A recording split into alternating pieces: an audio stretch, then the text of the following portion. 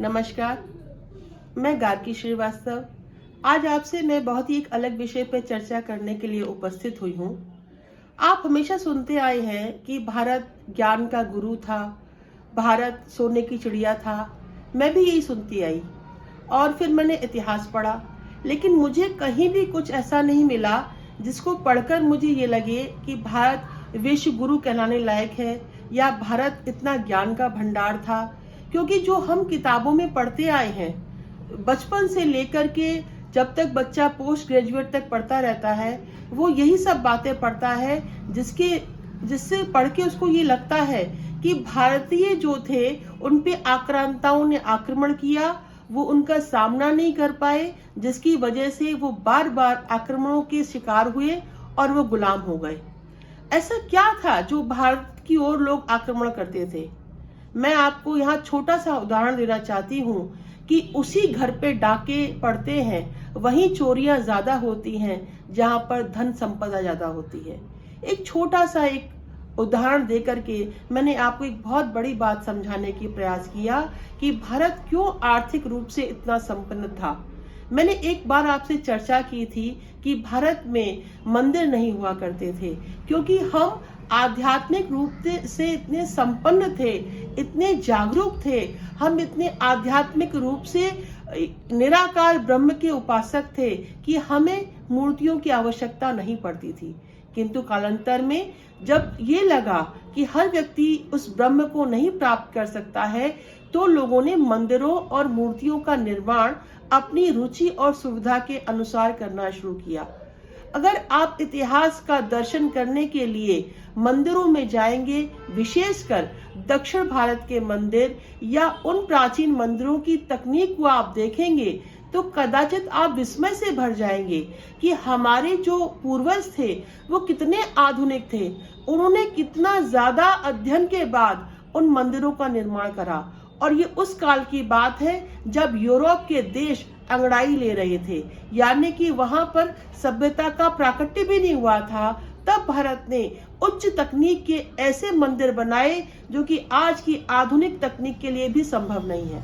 मैंने बहुत बार ये शब्द सुना इतिहास जब पढ़ती थी कि सिकंदर महान या अकबर महान, तो मैं फिर पढ़ने के बाद मुझे लगता था कि इनने महानता का कौन सा कार्य किया। अगर अकबर की हम बात करें तो वो तो शेरशाह सूरी के बनाए एक ढांचे पर उसने राज्य किया। फिर हम पढ़ते हैं कि उसके राज्य में बीरबल जैसा व्यक्ति था जो उसको ज्ञान की बातें बताता था। ये कुछ इसी प्रकार का प्रशासन था जैसे आज की डेट में हम देखें कि हमारे पास शासन को संभालने के लिए काफी योग्य आईएएस और पीसीएस अधिकारी होते हैं जो राज्य की देखभाल को करने के लिए नीतियों का क्रियान्वयन करते हैं। अब बात ये हुई कि उस समय लोगों ने लिखा क्यों नहीं। अब आप ये देख सकते हैं कि जो दरबार में रहते थे, राजा की कृपा पात्र थे, क्या उनकी मजाल थी कि उस समय की बुराइयों को वो लिख सके? लेकिन कुछ लोग ऐसे थे जिन्होंने उन बातों को लिखा।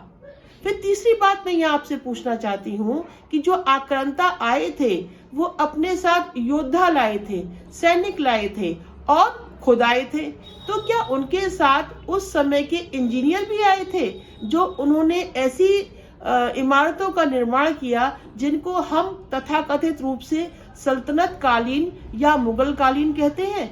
बिल्कुल नहीं, क्योंकि अगर ऐसा होता तो जहां से वो आए थे वहां पर भी ऐसी इमारतें होनी चाहिए थी। आप देखें कि यदि हम बहुत अच्छे इंजीनियर को बुलाते हैं तो हम अपनी पसंद बताते हैं कि हमको इस तरह की एक इमारत चाहिए, तो वो इंजीनियर हमारी पसंद के अनुसार हमें तरह तरह के डिजाइन दिखाता है। जिसको हम पसंद करते हैं वो उसके अनुरूप हमारी इमारत को बना देता है। इसीलिए सल्तनत काल में आप देखते हैं कि कितना बड़ा झूठ हमसे बोला गया जब कुतुब मीनार को दिखा के बताया जाता है कि ये अलाउद्दीन खिलजी ने बनवाई थी। अगर आप वहां पे घूमने जाएंगे तो आसपास के जितने भी ढांचे हैं आप देखेंगे कि वो सब हिंदू मंदिर हैं। इसी प्रकार से 2.5 दिन का झोपड़ा, क्या आपके मन में कभी प्रश्न नहीं आता कि जो व्यक्ति 2.5 दिन में कोई काम कैसे कर सकता है और एक झोपड़ा जिस पर उन्होंने अपनी नेम प्लेट लगा दी और उसको अपना घोषित कर दिया। और आज भी हम बच्चों को वो 2.5 दिन का झोपड़ा और कुतुब मीनार, सल्तनत कालीन इमारतें बताकर पढ़ाते हैं। कितना बड़ा उपहास है हमारे इतिहास के साथ। हम बच्चों, मैं तो खुद एक इतिहास की शिक्षिका हूँ, बच्चों को इतिहास पढ़ाती हूँ, लेकिन किसी भी किताब में हम प्राचीन कालीन किसी भी मंदिर की चर्चा नहीं करते। हम ये नहीं बता पाते कि हमारे पास नालंदा जैसे विश्वविद्यालय थे जहाँ पर 1.5 लाख अंतरराष्ट्रीय स्तर के विद्यार्थी आश्रम पद्धति में रहकर वहां पर अध्ययन करते थे। ये हम नहीं बता पाते कि जब उसमें आग लगाई गई तो 3 माह तक वो किताबें सुलगती रहीं।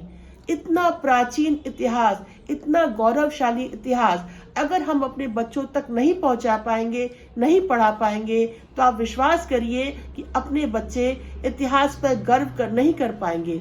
अपनी धर्म संस्कृति को जानना, समझना हमारे लिए बहुत आवश्यक है, जबकि हमें इस तरह का इतिहास पढ़ाया जाता है कि जिसको पढ़कर हमको ग्लानि महसूस होती है। हम ये महसूस करते हैं कि किस तरह से हम उन आक्रांताओं का सामना करने में असफल रहे। हम कभी नहीं समझा पाते अपने बच्चों को कि कितना गौरवशाली परंपरा वाला देश किस तरह से गुलामी की जंजीरों में जकड़ गया। इसमें मैं आपसे फिर चर्चा करूंगी। आप मेरे साथ जुड़े रहिए। हम फिर मिलेंगे अगले वीडियो में। तब तक के लिए धन्यवाद।